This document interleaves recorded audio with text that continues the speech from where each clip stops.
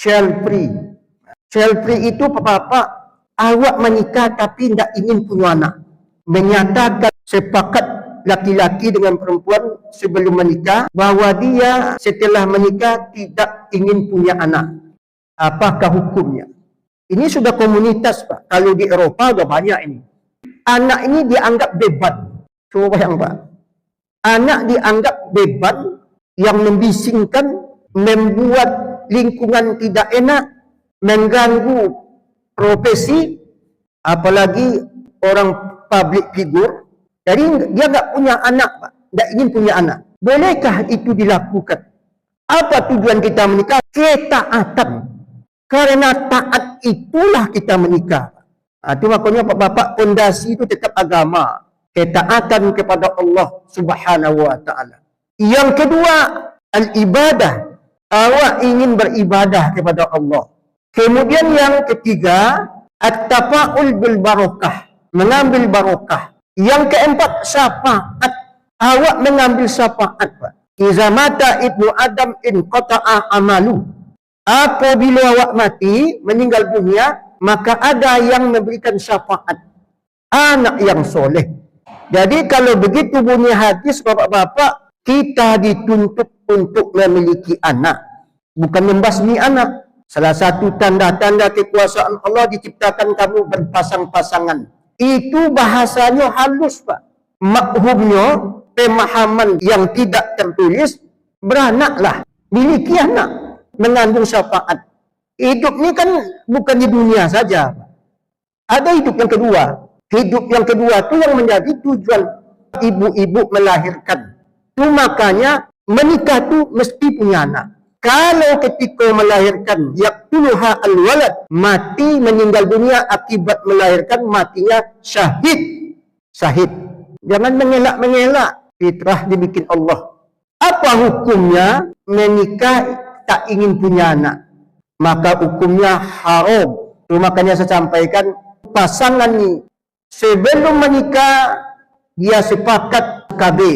Bolehkah? KB itu dulu ketika muncul itu banyak ulama-ulama fikih di Indonesia mengharamkan. Kemudian baru berkembang pendapat-pendapat fikih dibolehkan dengan banyak catatan. Pada hukum asal, kita tidak boleh membasmi lahirnya anak. Inilah muncul di Indonesia ini namanya child free. Yang menikah dengan sepakat tak ingin punya anak. Maka hukumnya haram. Apa dalilnya, Ustaz? Di samping tadi sudah disampaikan, kita mulai dari syar'um man qablana. Syariat terdahulu. Nabi Adam banyak anak. Sampai 41. Anak saya 5, Pak. 5. Takut dengan Allah tak memberikan karunia, ini salah, Pak. Dilalui dulu, Pak. Bukan sebelum menikah. Dilalui dulu hidup itu. Nanti melihat kondisi yang setelah itu. Ini enggak sebelum menikah, sudah komitmen tak punya anak. Entahkah itu melalui suntik atau alat-alat kontrasepsi yang lain, wallahu a'lam. Jadi, semenjak Nabi Adam sampai sekarang, syar'um man qablana, syariat ini mesti diamalkan.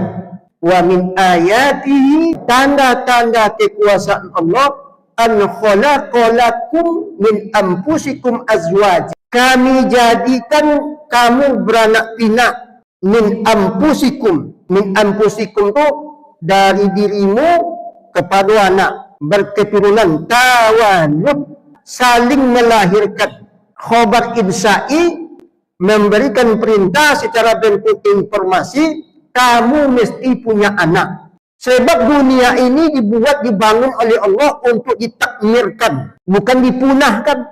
Kemudian kata Nabi, an-nikah sunnati. Nikah itu sunnahku. Maksudnya punya anak. Nabi banyak anaknya, Pak. Nabi anaknya 8. Walaupun tidak semua yang hidup, kecuali hanya Fatimah Az-Zahra, tetapi beliau punya anak. Maknanya apa?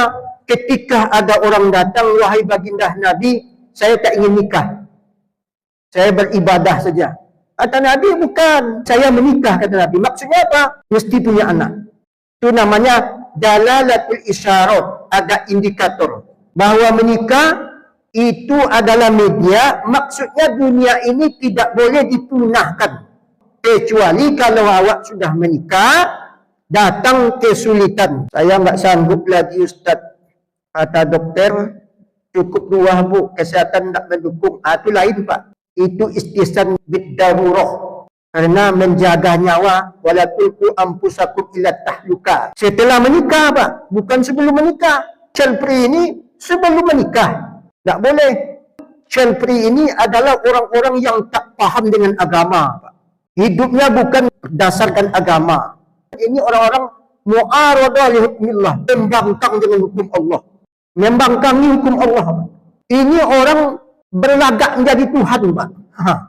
Berlagak menjadi Tuhan. Allah nikahkan kalian, kata Allah, supaya kalian punya anak. Jadi dunia ini selalu ada khalifah. Ana mukasiru bikum al-umam. Saya senang, kata Nabi. Saya bahagia jika umatku banyak, kata. Itu kan menandakan umatnya ini, bapak-bapak kita ini, selagi ada kesempatan, kesehatan mendukung, uang cukup, lanjutkan. Tapi kalau ada faktor yang sifatnya tawarik, darurat, itu lain masalah. Tak boleh pemahaman syar'i ini dipakai di Indonesia. Masa kita sebagai manusia kalah pula dengan kucing, Pak? Kucing banyak anak, kambing aja punya anak dia. Apa kita takutkan? La ilaha illallah. Jadi syar'i ini orang yang takut punya anak, bla bla bla bla, takut profesinya terganggu, uangnya hilang, takut miskin, kalah dengan kucing, Pak. Kucing mana punya anak? Wa ma min dabbatin fil ardi illa Allahi rizquha. Tak satu pun yang hidup di dunia ini kecuali tanggung oleh Allah karuniahnya. Apa yang kita takutkan? Jadi orang-orang yang berpaham syar'i ini adalah orang yang kalah dengan kucing, Pak. Nauzubillahi min zalik.